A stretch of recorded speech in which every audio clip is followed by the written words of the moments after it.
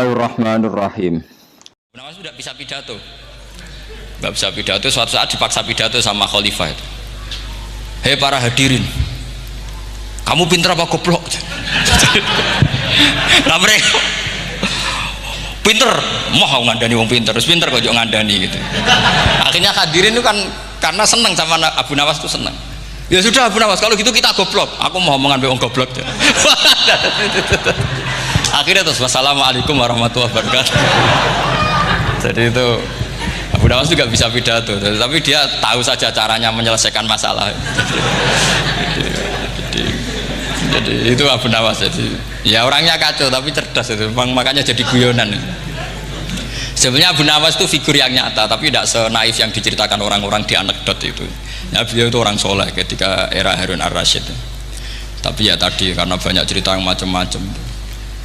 Ya, Abu Nawas itu makanya ini cerita anekdot. Jadi riwayatnya agak jelas tapi lucunya jelas. Jadi itu. Dia itu mangkel punya tetangga profesor ahli astronomi. Adik ini aku mau iso omong tok. Abu Nawas mau pinter molak-malik omong kan masyhur itu, dia cerita hari Senin tanggal sekian lihat Abu Nawas di alun-alun mau terbang.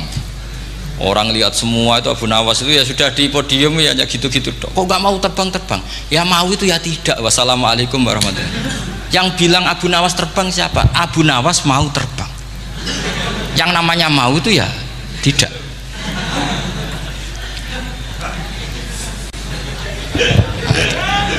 Pernah dia itu lomba sama Harun ar-Rasyid, siapa paling banyak pengunjung rumahnya di alun-alun. Harun ar-Rasyid bikin khemah, dia bikin khemah. Tentu cerita ini bohong, yakini ini bohong, makanya ini bohong tenang. Makanya ini anekdot, hanya guyonan. Harun ar-Rasyid karena dia raja itu ada apel, ada makanan macam-macam. Ya tentu pengunjungnya banyak. Batas akhir itu penilaian jam 12 malam. Abu Nawas tenang, satu pun nggak ada pengunjung, nggak ada makanan, nggak ada apa. Pas jam 12 rumahnya dia, kemahnya dibakar, orang ke dia semua. Dit menang dia karena jumlahnya, bahkan Harun ar-Rasyid itu datang ke kemahnya dia. Karena lombanya kan pengumpulan massa terbanyak tit jam 12. Harun ar-Rasyid pikirannya santri ya guys, sugoi jajan mesti teko, pikirannya gitu. Abu Nawas pikirannya beda, jeneng ana kebakaran pasti datang. Wis dihitung biaya khemah sama hadiahnya banyak hadiahnya. Yang ahli falak ini punya ilmu yang rasional, yang pinter sekali. Dia ilmuwan bahwa bumi itu bulat-bulat. Nah saya lagi tren meyakini bumi flat, itu ya kacau nih. Mau gara-gara penjelasan sing sepihak. Ini gua nganggur. Lah wong ilmuwan kok sentimennya perkara wedi duit. Nggak boleh ilmuwan menyebut sentimen apa? Uang. Akhir bumi itu bulat-bulat. Jadi kalau Anda jalan ke timur terus nanti ke titik yang sama. Abu Nawas paham karena dia memang nggak ahli sains gitu.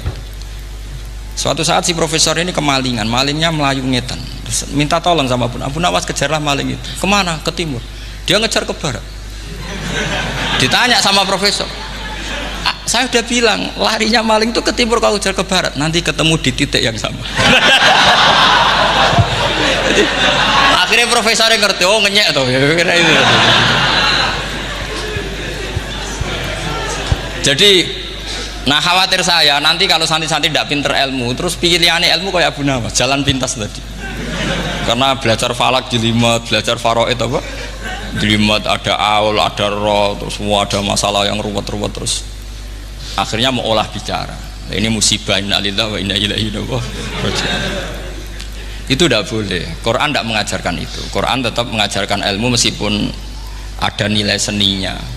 Ya tadi nilai seni tadi, misalnya Allah mencontohkan darabawu masalah rajulan fihi syuraka. Terus kedua uniknya Quran itu begini.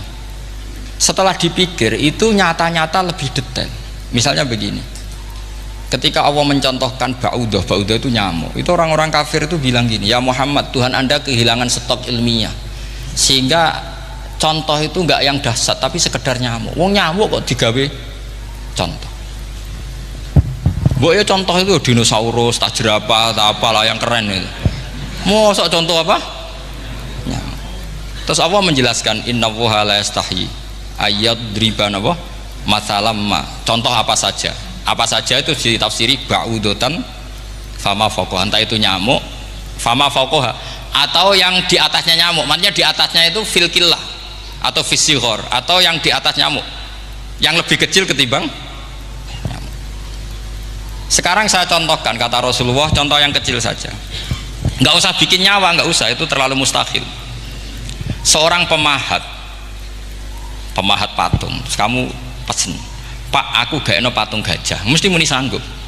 Tak muni, Pak gak eno patung gajah, ukurannya ya semestinya gajah, oke.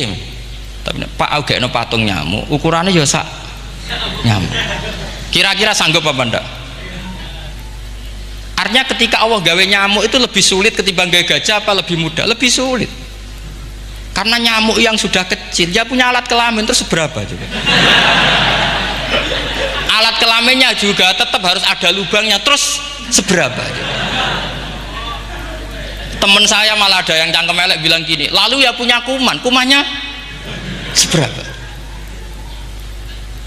Nah ini pentingnya ngaji akal, kamu jangan hanya bilang wow dinosaurus jerapah, seru nyamuk.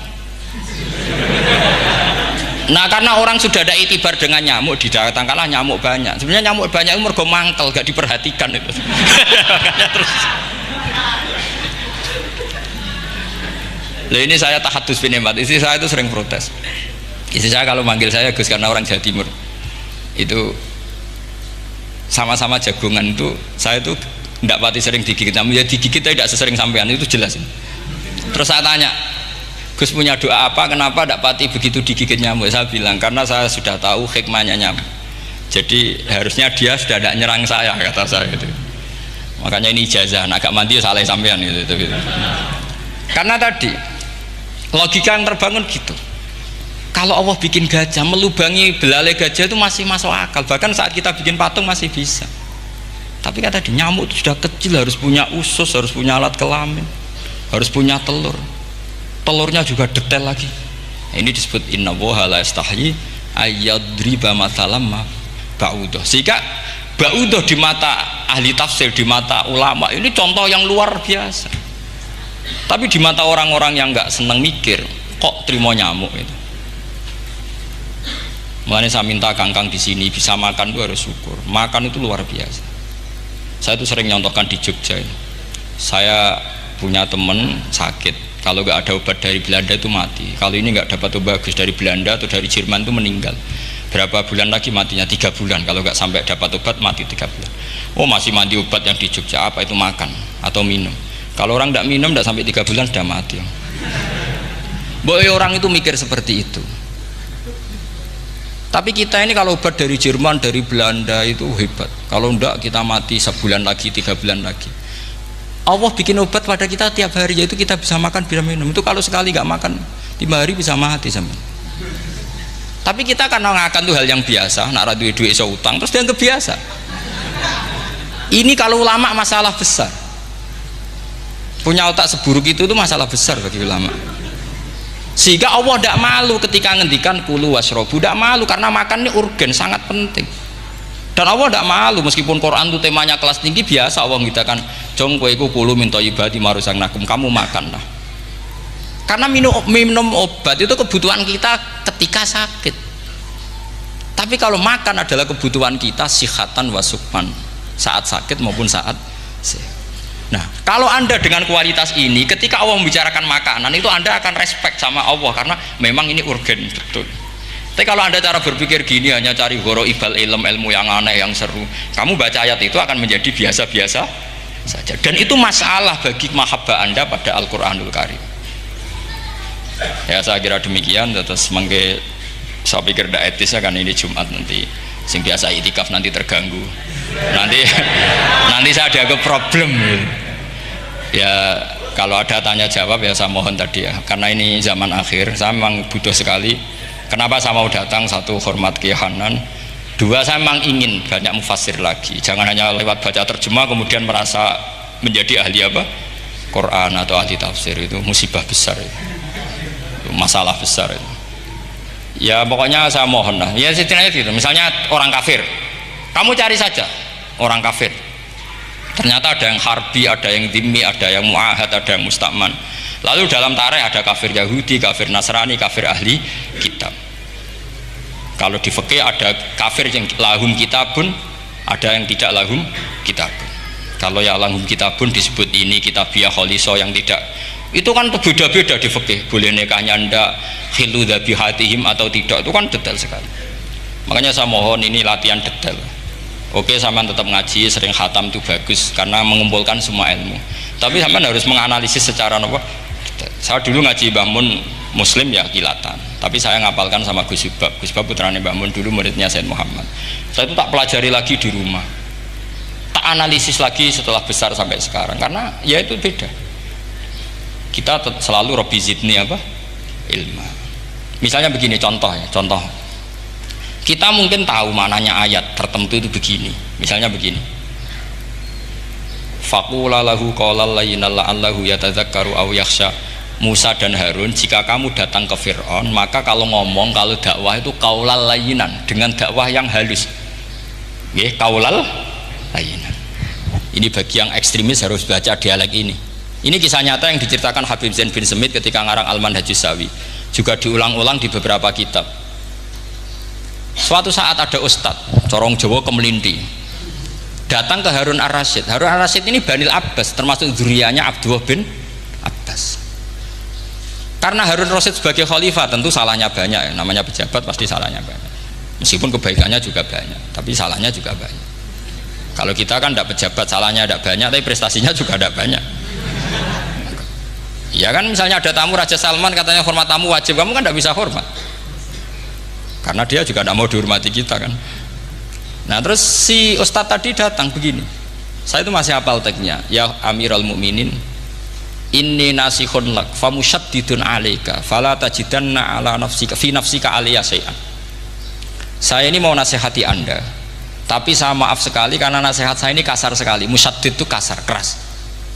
Fala tajidanna fi nafsika aliyya syai'an. Saya mohon jangan dimasukkan hati lah. Makanya terjemah bebasnya jangan masukkan hati. Katanya Harun Rasyid langsung marah. Uskut ya jahil, kamu itu ustadz bodoh,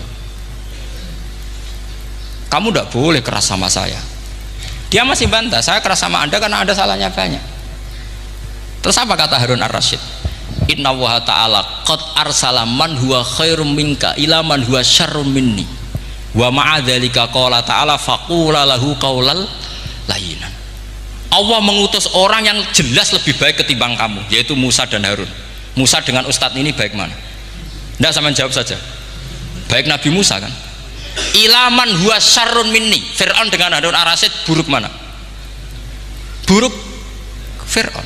Itu saja masih dengan etika faqula lahu qaulal layyinan. Musa dan Harun kamu harus sopan. Tidak wae Fir'aun wajib sopan, tidak wae aku ora sopan. Nah ini sudah iktibar dari terjemah netral atau terjemah yang datar, bahwa Allah ngutus Musa dan Harun ke Fir'aun, dan Musa dan Harun diharuskan kaulal layinan. Tapi menjadi energi mafhum yang luar biasa. Nak dakwai Fir'aun wae kaulan layinan, apa maneh dakwai podo-podo mukmin. Makanya kata Harun Rasyid, uskut ya jahil. Inna wa ta'ala qad arsala man huwa khairum minka ila man huwa syarrun minni. Wa ma'adzalika qala ta'ala faqula lahu qaulal layyin.